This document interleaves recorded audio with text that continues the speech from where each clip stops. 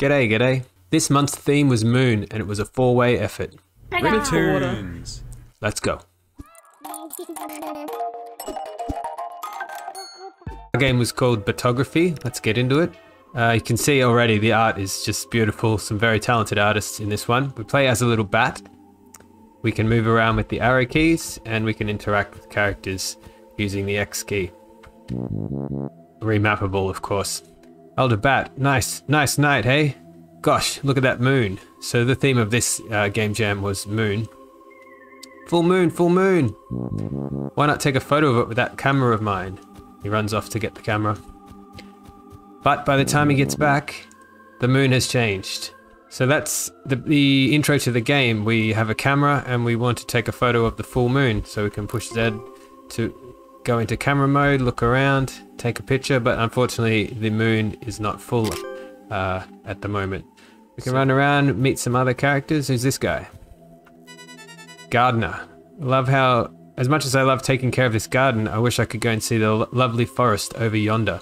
It's a little bit of a hint that he wants something from the forest. How about this guy? Electrician. Hey pal, how can I help you? I should probably try an accent, shouldn't I? Oh, the power lines. Yeah, I would fix them, but I kind of forgot the password to open the box.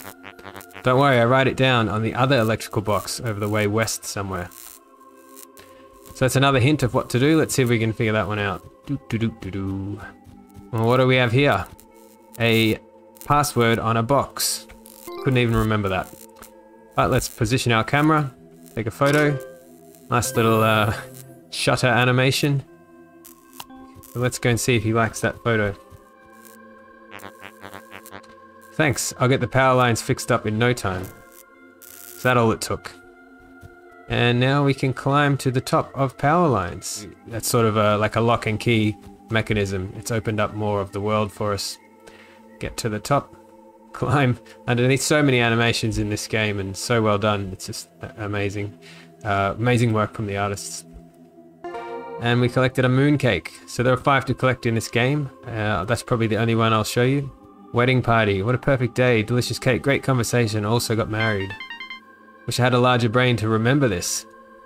So again, a hint, maybe what should we do? I don't know, we've got a camera, I'll let you figure it out. You might notice as time passing, the moon in the background keeps changing phases. So eventually we'll get our photo of the full moon. At any point in time, you can come back to the Elder and talk to him, and you will get to have a look at your photos.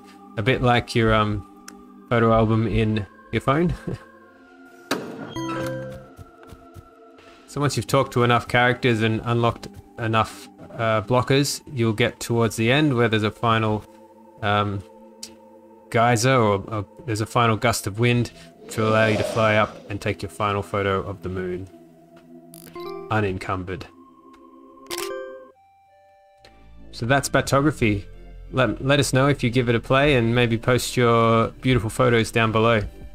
Batography's results were 6th, 3rd, 4th, 1st, 4th, 3rd, 5th, and 1st overall. Particularly happy with 1st for graphics, as I saw just how much work Mythical and Ricktoons had to put in. Big thanks to the whole team. I knew there was some real talent working with me, and I'm just glad not to have let anyone down. All-time bests for graphics, audio, accessibility, and overall.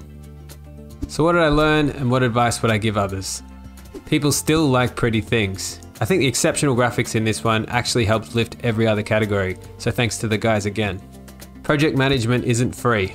I spent a surprising amount of time managing the project on this one. With 4 people involved, it actually took up far more time than I was expecting. Make sure you budget for that if you're working in a team. Audio comes in many shapes and sizes. I didn't do the audio in this one, and it's not the style I would usually go for, but works really well, and I've learnt that there are more than one way to skin a cat. But that's enough from me, let's hear from the others. My first tip would be to brainstorm. Now, when you're given a creative assignment, it's rare that your first idea will be your best one. So by brainstorming and quickly sketching a lot of ideas, you can often end up with a much more unique and interesting result. Secondly, spice up the dialogue.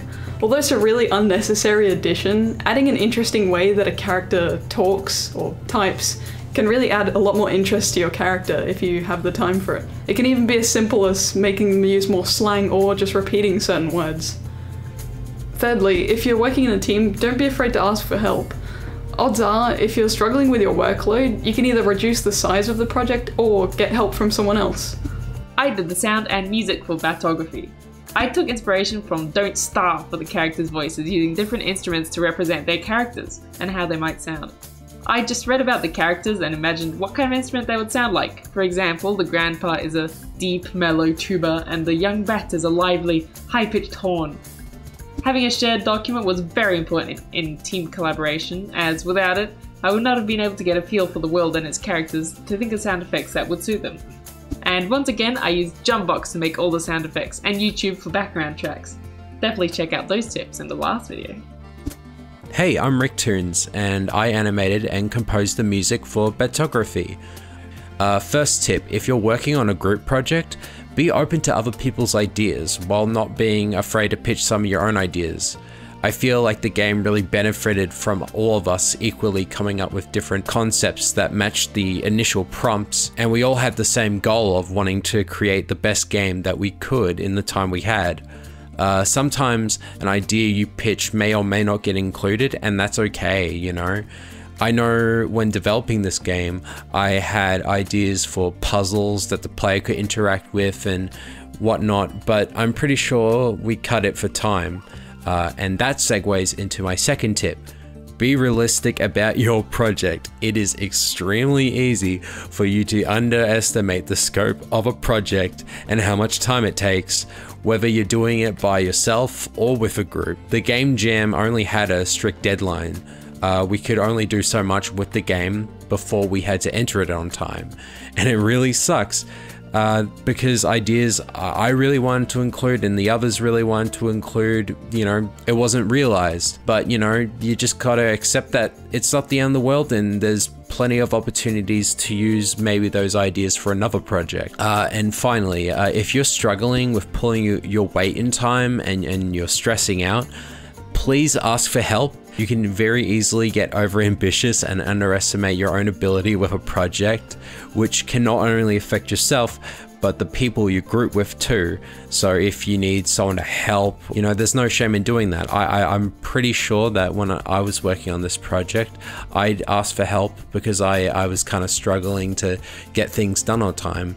And, you know, I'm really grateful for that because I was very fortunate to work with such a talented team. I have no idea how Spork managed to program the entire game. So yeah, I'm really ecstatic about how this project turned out, and I'm hoping to be a part of more game development in the future. That's about it. See ya. That's all we've got. Thanks for coming. See you later. Have a good one.